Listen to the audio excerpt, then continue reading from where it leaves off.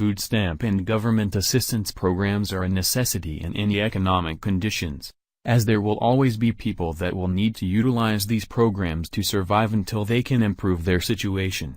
Unfortunately, welfare is a big target for fraud, with people lying about their financial status to receive benefits and business owners who prey upon welfare recipients because they know these folks are desperate and need the money. During his campaign, President Trump made it a point to declare he would work very hard to get people off of welfare and back to work, as well as punish those who take advantage of the system. Taking a look at the Trump administration's performance with cracking down on welfare fraud in 2017, it seems the president has made good on this campaign promise. A prime example of this crackdown on welfare fraud can be seen with the arrest of three Muslim brothers, Ahmad, Jawad, and Kader Karaane, who ran the Middle Eastern market in Grand Rapids, Michigan. The three brothers were involved in a food stamp scam that bilked taxpayers for $736,000 with EBT, and an additional $544,000 from the WIC program. The money was stolen over the course of 9 years and took away money from people who truly needed it.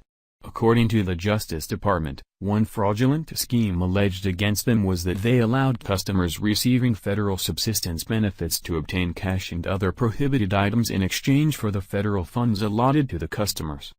This fraudulent activity resulted in a large amount of federal welfare money being deposited into the MEM bank account.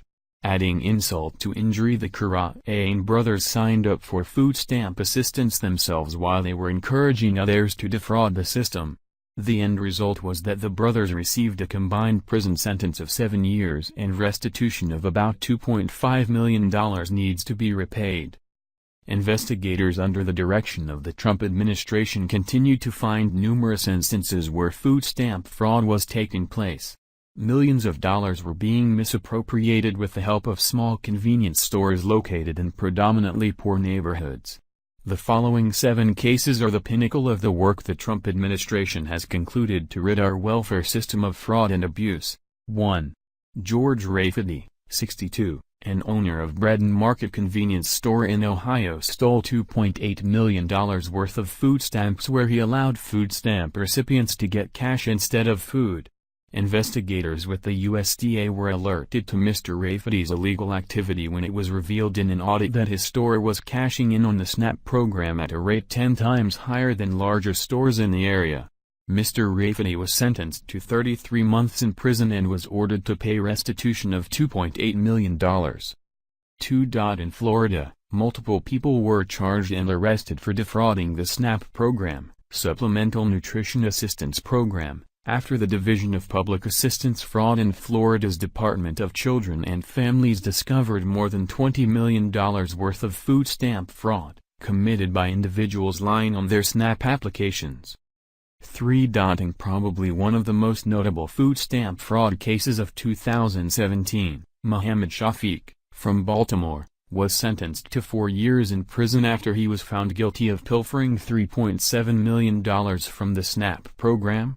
Mr. Shafiq was one of 14 other Baltimore business owners who stole a combined $16 million. All 14, including Mr. Shafiq, received prison sentences and were ordered to pay restitution. 4. Conwar Gill, Ravinder Gill, and George Nance, of Milwaukee, Wisconsin, were sent to prison and ordered to pay restitution after law enforcement discovered the trio were using their quick and easy convenience store to defraud the SNAP program. The trio came to the attention of law enforcement after they had amassed $1.2 million in cash SNAP benefits, which was highly irregular for such a small store. 5. 7 women in South Carolina, who were involved in a multi-million-dollar SNAP fraud scheme, were arrested ordered to pay restitution when it was discovered that they were working with store owners to use SNAP benefits for cash. The 7 women were each ordered to pay $20,000 each in restitution, while the store owners who were responsible for the scheme must pay back a staggering $5 million and serve a prison term of 5 years. 6. In one of the largest welfare scams of 2017, a fundamentalist Mormon sect defrauding the American taxpayer of $11 million worth of SNAP benefits. The Mormon sect responsible for the theft, diverted benefits to several warehouses while using front companies in an attempt to hide the fraud.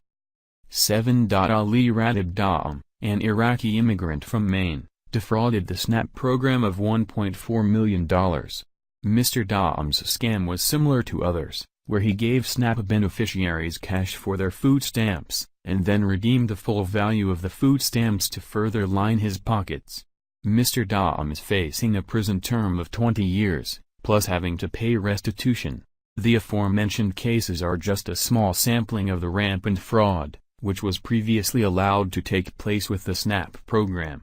Now that President Trump and his administration have sent a clear message to these and other criminals, it is likely that the instances of fraud with the SNAP program will be greatly reduced. Thank you for watching.